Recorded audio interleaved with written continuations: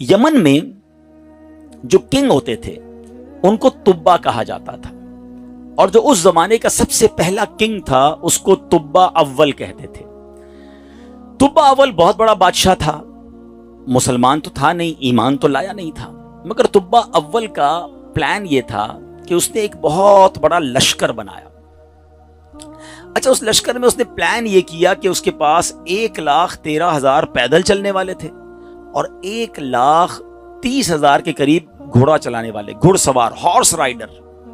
Try to imagine کتنا بڑا اس کا جلوس تھا، کتنا بڑا لشکر تھا۔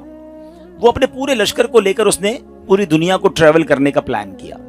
اچھا، وہ جس شہر میں جاتا سارے شہر کے لوگ باہر آ جاتے، ڈر بھی جاتے، روب میں بھی آ جاتے کہ اتنا بڑا جلوس لے کر ہی آیا ہے، اس کا استقبال بھی کرتے، اور ہر شہر سے وہ 10 اسکالرز، ان کے 10 علماء اپنے ساتھ لے جاتا۔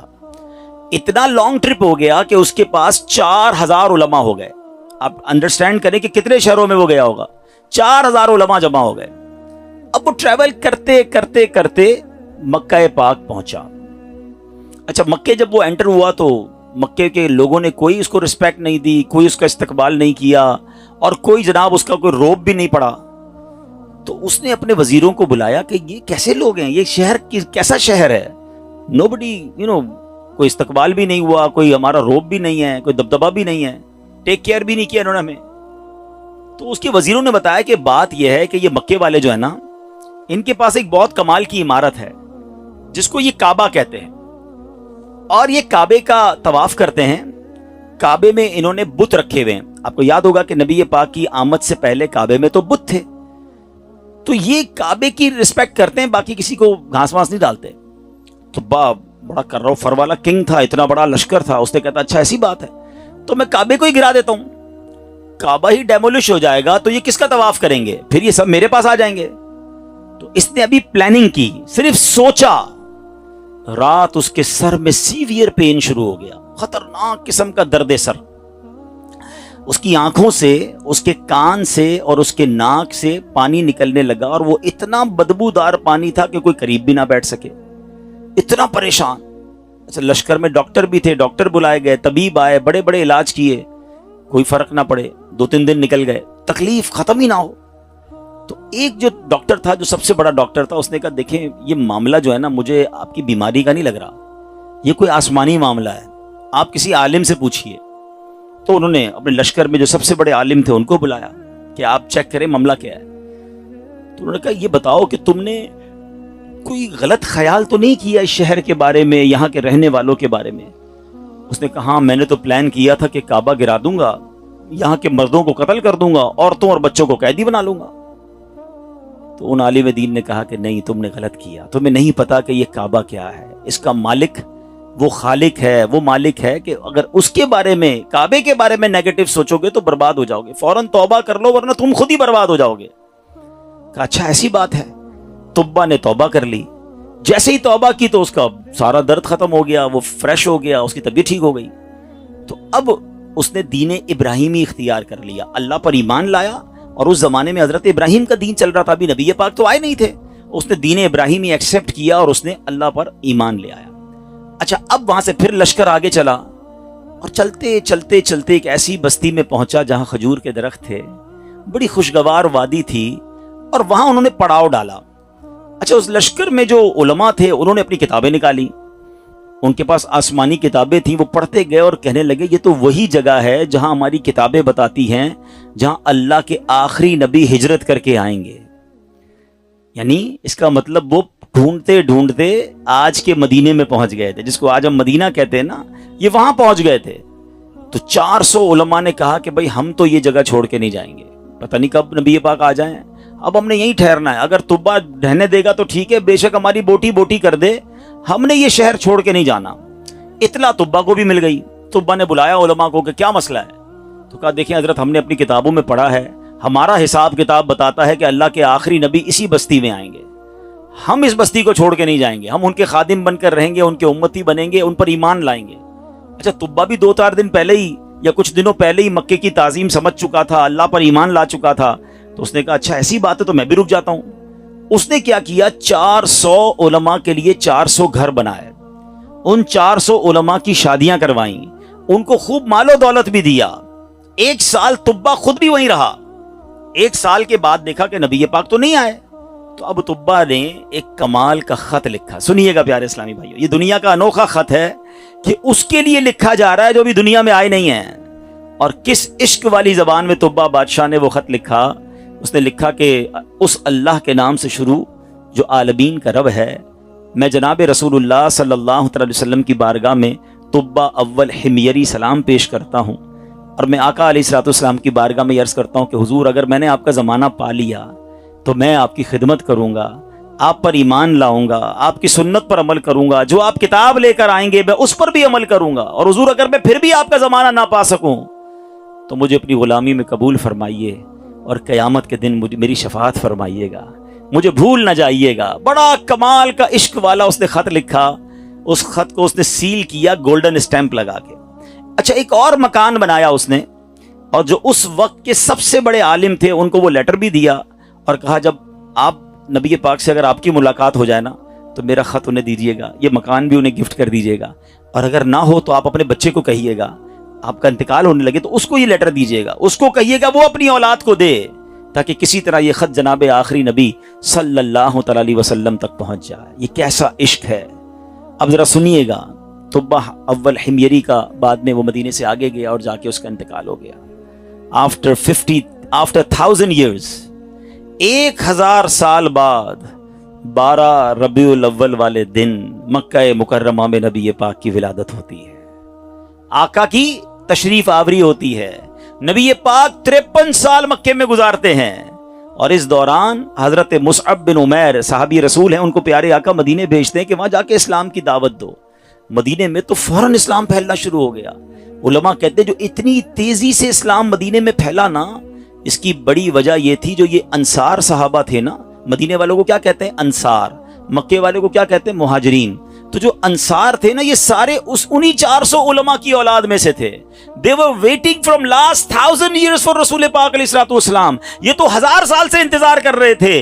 जैसे ही हजरत मुसअब बिन उमैर पहुंचे, दीगर मुबल्लिगीन पहुंचे, अल्लाह के रसूल की बातें बताई, इस्लाम की बातें बताई, धड़ाधड़ लोग इस्लाम कबूल करने लग गए। अच्छा, अब कबीले के लोग बैठे कि आखिरी नबी तो आ गए हैं मक्के में, हमारे पास एक लेटर है, अब वो पहुंचाना है उन्हें। उन्होंने मशवरा करके, एक सहाबी थे, उनका नाम था हजरत अबू लैला अंसारी रहमत रदियल्लाहु तआला, उनको कहा कि आप जाइए, जाके मक्के में नबी पाक को ये खत देकर आइए।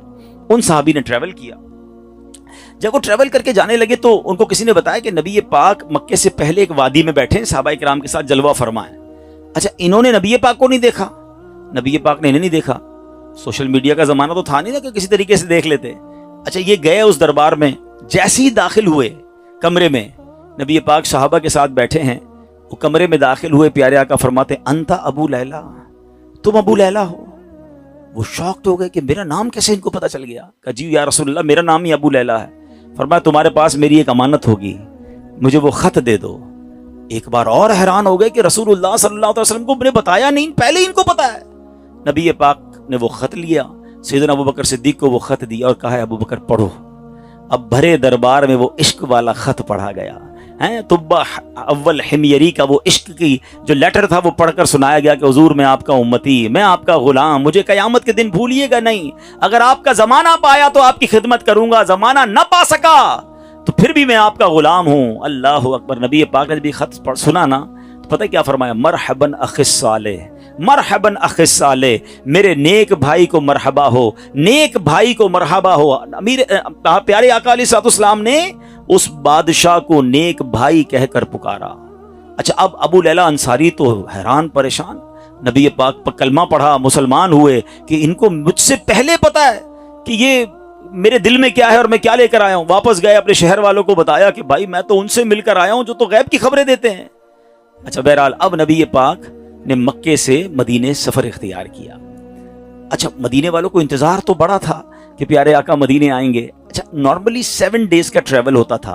अगर मक्के से कोई ऊंटों पर या घोड़ों पर निकलता था ना, it's take almost 7 days to travel. अब आजकल तो हम 4 घंटे में पहुंच जाते हैं, बड़े अच्छे रोड बन गए। اب نबी पाक जब रवाना हुए तो वो न्यूज मिल गई मदीने वालों को, लेकिन आपको पता है कि वो हिजरत का सफर एबनॉर्मल सफर था, नॉर्मल सफर नहीं था। बड़े प्रॉब्लम्स थे, बड़े हर्डल्स थे। 3 दिन 3 रातें तो नबी पाक को गारे सौर में रहना पड़ा। रास्ते में मक्के के लोग इंटरसेप्ट करने पहुंचे हुए थे। तो अब मदीने वाले समझ रहे थे कि 7वें दिन नबी पाक आ जाएंगे। वो डेली मदीने के गेट पे जाके खड़े हो जाते कि नबी पाक आ जाएंगे। सुबह जाते, वेट करते, दोपहर होती तो वापस आ जाते। अगले दिन फिर सुबह जाके खड़े हो जाते। रोज इस्तकबाल की तैयारियां हैं। अच्छा, आपको मालूम है नबी पाक अलैहिस्सलाम किस दिन मदीने में दाखिल हुए? काफी दिन लगे, मगर सरवरे कायनात सल्लल्लाहु अलैहि वसल्लम जिस दिन मदीना मुनव्वरा में सहाबा के झुरमट में दाखिल हुए ना, वो दिन 12 रबीउल अव्वल का दिन था। हाँ, वो दिन भी बर्थडे ऑफ रसूल पाक अलैहिस्सलाम था। सुभान अल्लाह, अल्लाह की शान देखें कि रबीउल अव्वल का 12 रबीउल अव्वल का जो जुलूस है, कुछ लोगों को कंफ्यूजन होती है। अल्लाह अकबर, मेरे आका जो मदीने में दाखिल हुए तो सहाबा भी हैं और खुद प्यारे आका भी हैं। बल्कि एक सहाबी कहते हैं हुजूर बगैर परचम के कैसे दाखिल होंगे? आप जा रहे हैं तो शान और शौकत के साथ दाखिल होना है। अपना इमामा उतारा, तलवार पे लगाया, उसे परचम बनाया, और जब मदीने में दाखिल हुए तो हर तरफ से सदाएं हैं, मरहबा या रसूल अल्लाह। बच्चियां तैयार होकर आई हैं, बच्चे तैयार होकर आए हैं। अरब के लोगों का दस्तूर था, जब कोई बड़ा इवेंट होता था वो अपना मखसूस लिबास पहनते थे, अपनी तलवारें लगाते थे। बल्कि अब भी अगर आप देखिए उनके त्योहारों में उनके लिबास अलग होते हैं। वो सब अपने उस लेवल के लिबास पहनकर खड़े थे, क्योंकि आज उनके लिए ईद का दिन था। और सुभान अल्लाह, उस वक्त बनू नज्जार की बच्चियों ने सरवरे कायनात सल्लल्लाहु अलैहि वसल्लम का जो इस्तकबाल किया, जिस नगमे को गुनगुनाकर, जिस नात को पढ़कर उन्होंने इस्तकबाल किया। आज भी मक्के मदीने चले जाएं, कैसेट की दुकानों पर जाएं, बल्कि दुनिया के किसी कोने में जाएं, ये नात अरबी हो, अजमी हो, अफ्रीकन हो या अमेरिकन हो, सरकार की ये नात दुनिया भर में पढ़ी जाती है। और वो उन बच्चियों ने ये नात पढ़ी थी जो आज सीरत की किताबों में भी लिखी हैं। और उन्होंने इस्तकबाल कैसे किया था? वो अल्फाज क्या थे? वो अल्फाज थे, तौलाअल बद्रु अलैना मिन सनियातिल वदा वजब शुक्रु अलैना मादा लिल्लाहि ला। क्या कहती हैं हम पर? चांद तुलू हो गया है। तलअल बद्रु अलैना, 14वीं रात का चांद तुलू हो गया है। कहां पर? सनियतुल वदा की घाटी में। जिस जगह ये इस्तकबाल हुआ ना, उस इलाके को सनियतुल वदा कहते हैं। और वजब शुक्र अलैना, हम पर वाजिब हो गया है अल्लाह का शुक्र अदा करना। मा दआ लिल्लाहि दा, जब तक लोग अल्लाह के लिए दावत देते रहेंगे, यानी कयामत तक हम पर अब ये शुक्र अल्लाह का वाजिब हो गया कि नबी पाक हमारे मदीने आ गए। आपको पता है मदीने के रंग कैसे बदला, मदीने की तकदीर कैसे बदली? मदीना पहले यसरब कहलाता था। वहां की आबो हवा में बीमारियां थी, जो जाता बीमार हो जाता था। अल्लाह अकबर, मुस्तफा करीम के कदम तो क्या लगे, मदीने के गुबार में भी शिफा हो गया है। अब तो बीमार को कहते हैं ठीक होना है तो मदीने हो आओ। हैं जब से कदम लगे हैं रिसालत माब के, जब से कदम लगे हैं रिसालत माब के, जन्नत बना हुआ है मदीना हुजूर का। क्या कदम लगे मेरे आका के, भाग ही जाग गए मदीने वालों के। अच्छा, अब प्यारे आका जब मदीने शरीफ में एंटर हुए ना, everybody want to welcome and everybody want to host him. हर बंदा चाह रहा था कि नबी पाक हमारे घर आ जाएं, क्योंकि इश्तियाक बहुत था, तड़प बहुत थी। तो नबी पाक ने फरमाया कि मेरी जो ऊँटनी है ना, ये अल्लाह के हुक्म से बंधी हुई है, ये जिधर जाके रुकेगी उधर जाकर ही मैंने रहना है। अच्छा, अब जरा तसव्वुर कीजिए, इमेजिन कीजिए कि वो ऊँटनी मदीने की गलियों में घूम रही होगी और हर सहाबी ये इमेजिन कर रहा हो, काश मेरे दरवाजे पर रुक जाए, काश मेरे दरवाजे पर रुक जाए। मगर भाग किसके जागे? सैयदुना अबू अय्यूब अंसारी रदी अल्लाह तआला अन्हु, कि वो ऊँटनी जो है उनके दरवाजे पर जाके रुकी। अच्छा, अब एक और अमेजिंग बात शायद बहुत सारों को पहली बार पता चलेगी। हजरत अबू अय्यूब अंसारी रदी अल्लाह तआला अन्हु का एक लक़ब है, हम सब कहते हैं मेज़बाने रसूल, ठीक है ना। लेकिन शायद लोगों को नहीं पता कि हजरत अबू अय्यूब अंसारी उसी आलिम दीन की औलाद से हैं कि जिनको तुब्बा अव्वल ने लेटर दिया था, जो सबसे बड़े आलिम थे ना, ये उन्हीं की औलाद में से हैं।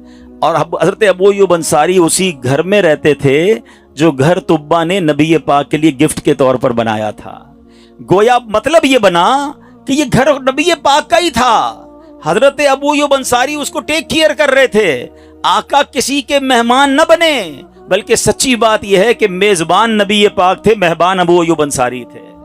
اور یہ کیسے ہو سکتا ہے کہ نبی پاک جن کے صدقے یہ کائنات بنی ہے، امام عشق و محبت اعلیٰ حضرت بڑا کمال کا شعر لکھتے ہیں، آپ فرماتے حضور یہ کائنات جب آپ کے لیے بنی ہے، آپ کی وجہ سے بنی ہے، تو پھر سارا زمانہ تو اس میں مہمان ہوا نا، اصل میزبان تو آپ ہیں۔ آپ کہتے ہیں آسمان خان زمین خان زمانہ مہمان، آسمان خان زمین خان زمانہ مہمان، صاحب خانہ لقب کس کا ہے تیرا تیرا،